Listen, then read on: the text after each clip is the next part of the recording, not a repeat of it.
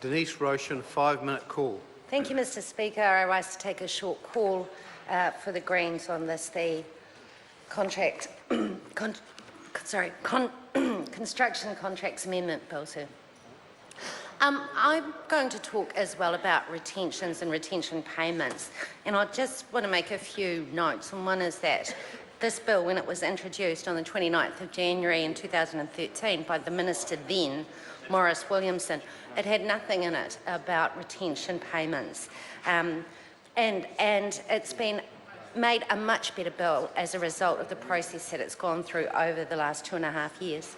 So just to recap, retention payments is the portion of the contract price that is withheld by the principal contractor and not paid until after the construction work is checked and found to be up to scratch. It's actually used by this to pay off the subcontractors once that work's been checked.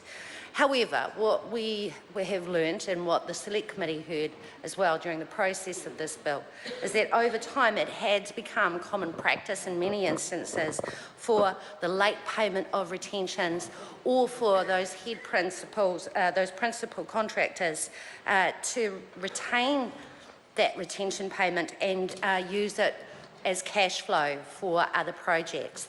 And certainly, sir, I think this is what happened with Mainzeal and what they did, so that when they went bust in February 2013, there was no money there to pay the subcontractors who had already been doing works on many of their projects, so they couldn't be paid. And as other people have said, it was a total of $18 million that was owed to subcontractors who had already undertaken work for Mainzeal. In my community, sir, on Waiheke Island, one of our largest ever projects that we've ever had was the construction of our library by the Auckland Council. It was being constructed by Mainzeal, but all the subcontractors there were local people.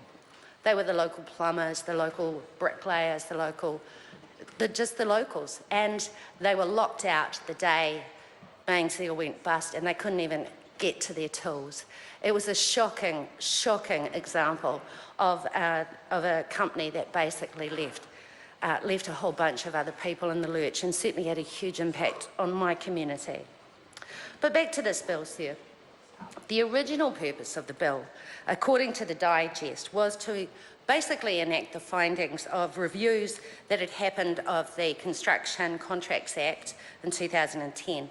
And there were about 4 different things that this bill set out to do originally, which was remove the distinction and treatment between residential and commercial contracts, extend the Act to include contracts for design, engineering, quantity surveying, to remove the distinction between enforcement of payment determinations and of those relating to rights and obligations, and to make the enforcement process more efficient.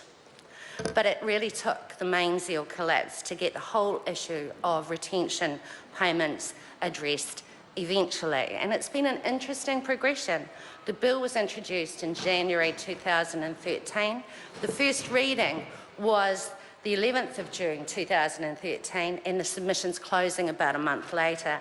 The Select Committee report came back to the House in December 2013, but the second reading, sir, wasn't until March 2014. And it was around that time that the minister in charge of the bill actually changed.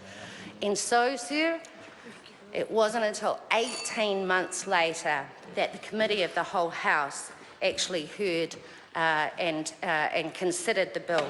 And I have to acknowledge the supplementary order paper put forward by my colleague Julianne Genter at the time, which has now actually been adopted by this government into this and will be part of this final bill when it's enacted. So, sir, it took a change of minister to actually get the government to get a piece of legislation that does address some of the issues that were actually highlighted during the submission process. And I think that's a real tribute to those who submitted, to the tenacity of the people who were affected by the Mainzeal collapse, who very clearly stated their case, which shifted the minister to a position where we now have a bill that is actually a lot more fit for purpose. So we'll be supporting the bill.